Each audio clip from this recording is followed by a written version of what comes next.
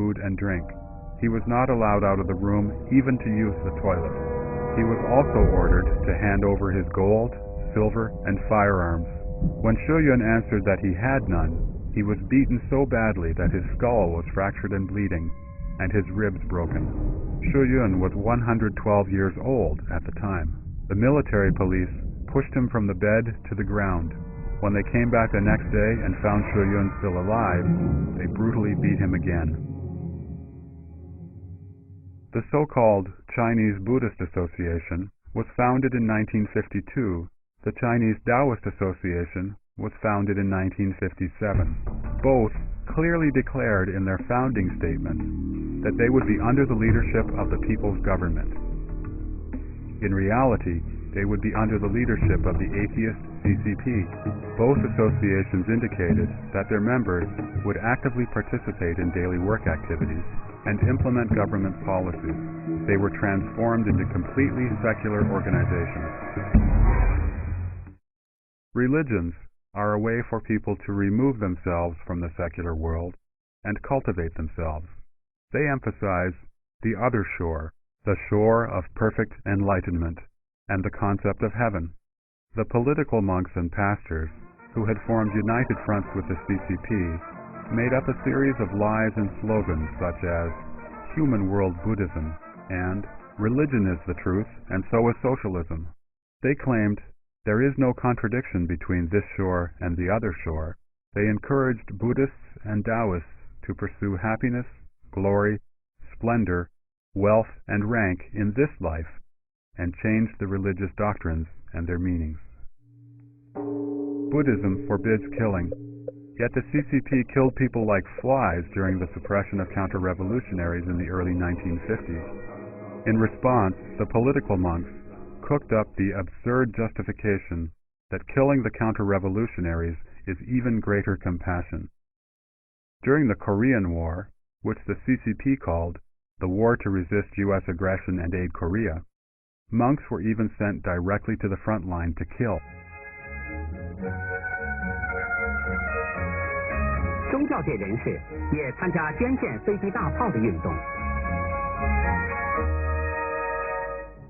7月22日，中国基督教全国会议在北京召开，指出新中国4年来，基督教进行的自治、自养、自传的反帝爱国运动，以彻底 Take Christianity as another example.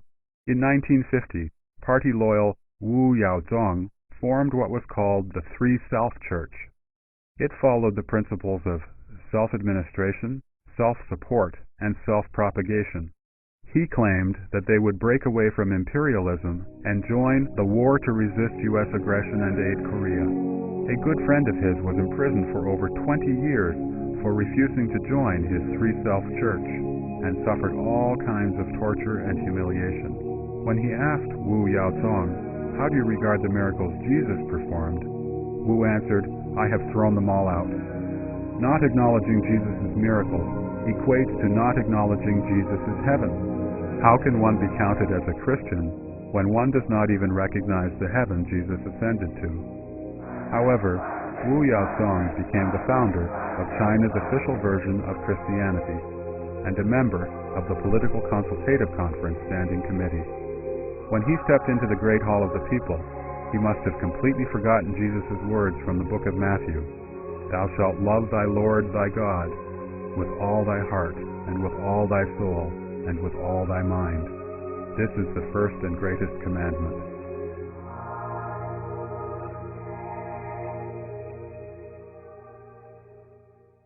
The CCP confiscated temple property, forced monks and nuns to study Marxism and Leninism, brainwashed them, and even forced them to hard labor. What is even more absurd is that the CCP encouraged monks and nuns to get married so as to disintegrate Buddhism. For example, just before the March 8 Women's Day in 1951, the Women's Federation in Changsha City, Hunan Province, ordered all nuns in the province to make up their minds to get married in just a few days. In addition, young and healthy monks were forced to join the army and were sent to the battlefield to serve as cannon fodder. Various religious groups in China have disintegrated under the CCP's violent suppression.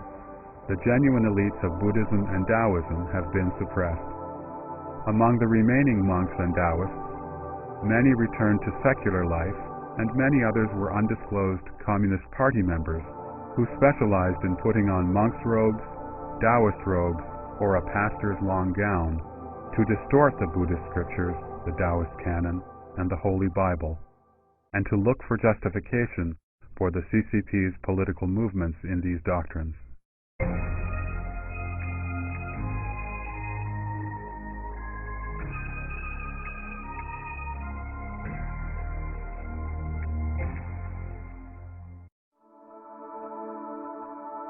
The last step in destructing a belief and culture is to insult it so that people despise it from then on, preventing it from ever being restored.